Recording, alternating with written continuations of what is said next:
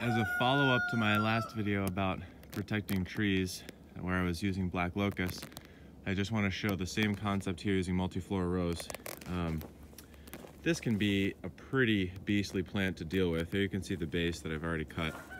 And this is a pretty big specimen, but not particularly massive. I mean, this is pretty standard, actually.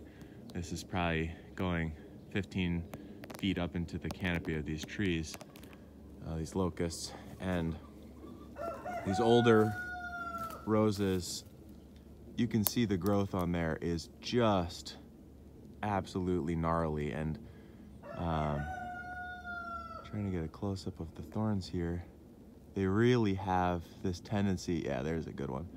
They really have this tendency to go straight backwards and just grab onto anything, including your eyes. So be very careful when you're dealing with these. But incredibly prickly, really strong thorns.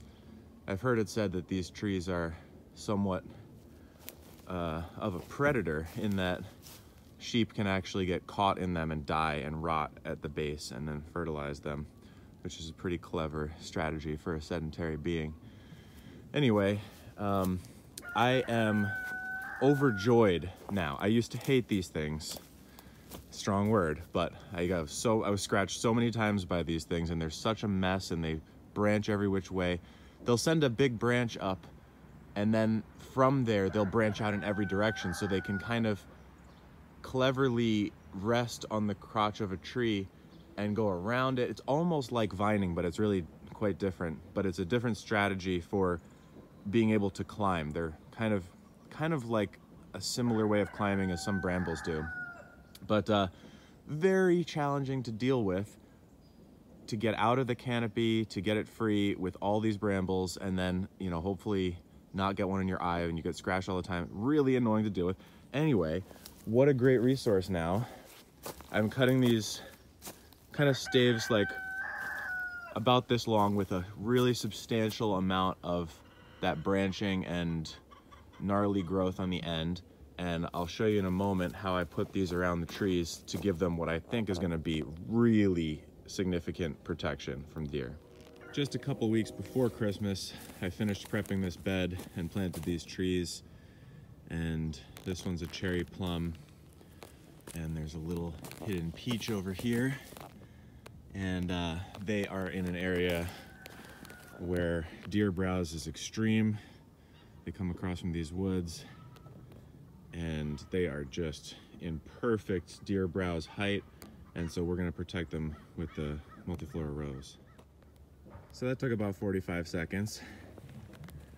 Sure, anything's possible, but I really don't think any deer are going to try to browse into this. I mean, it's just a nightmare of super sharp thorns.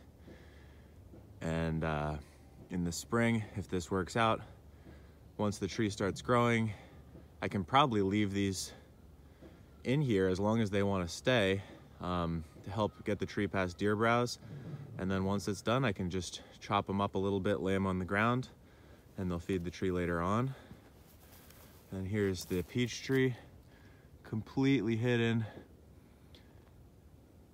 Remains to be seen. We'll see how it works. And yeah, it's possible a deer could try to sneak in here, but this is what it would be like for them, this experience.